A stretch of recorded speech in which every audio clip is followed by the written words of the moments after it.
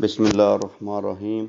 अस्सलाम वालेकुम दोस्तों, क्या हाल है। उम्मीद है कि अल्लाह के फ़ज़ल करम उसकी रहमत से आप ठीक होंगे। आज का जो हमारा मौजू है वो बहुत ही दिलचस्प मौजू है, लेकिन ये उन मेरे बहन भाइयों के लिए ये नुस्खा है जिनके बाल पहले स्याह थे, बाद में सफ़ेद हो चुके हैं। उनके लिए ये ख़ास नुस्खा है। ये बाल सफ़ेद क्यों होते हैं, उनकी एक ख़ास वजह है। बाज़ दफ़ा ज़हनी तनाव की वजह से, परेशानी की वजह से, या सर में चोट लगने की वजह से, दूसरा ज़ुकाम कीड़े की वजह से भी बाल सफ़ेद हो जाते हैं। ये नुस्खा मेरा उन बहन भाइयों के लिए है, बूढ़ों के लिए है जिनके बाल सफ़ेद हैं। आप इसको ज़रूर इस्तेमाल करें, तैयार करके आप इसको सर पे लगा सकते हैं। ये कुदरती फल है जिसको अखरोट कहते हैं।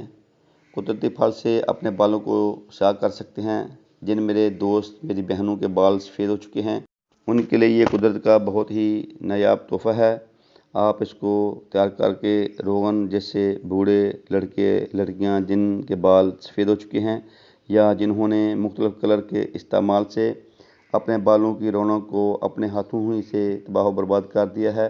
मुख्तलिफ़ केमिकल से तैयार करदा कलर जो बालों को कमज़ोर कर देते हैं, उनके लिए ये ख़ास नुस्खा है जिसको आप अपने घर में बआसानी तैयार कर सकते हैं। बहुत ही आसान नुस्खा है। इस रोगन को बूढ़े लगाएं, लड़के लड़कियां लगाएं। इस रोगन को हर कोई लगा सकता है।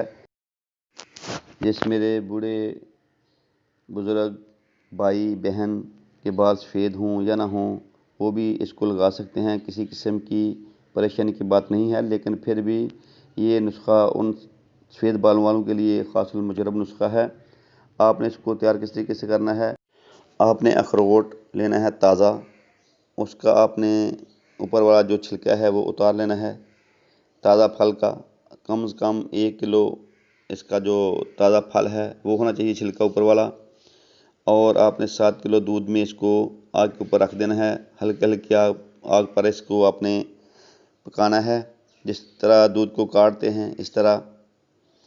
फिर आपने क्या करना है, रात को दही इसका जमा देना है। जमाने के बाद आपने जिस तरह घरों में हमारी माएँ बहनें मक्खन निकालती हैं, इस तरह आपने मक्खन निकाल लेना है।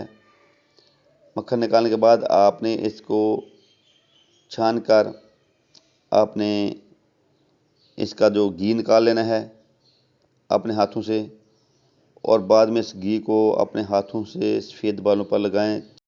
चंद रोज़ के इस्तेमाल से बाल स्याह हो जाएंगे। फिर चौथे रोज़ लगाते रहने से आप बाल हमेशा आपके स्याह रहेंगे। ये बहुत ही कुदरत का एक हमारे लिए तोहफ़ा है। आप इसको इस्तेमाल ज़रूर करें। इंशाल्लाह आपको बहुत ज़्यादा फ़ायदा हासिल होगा।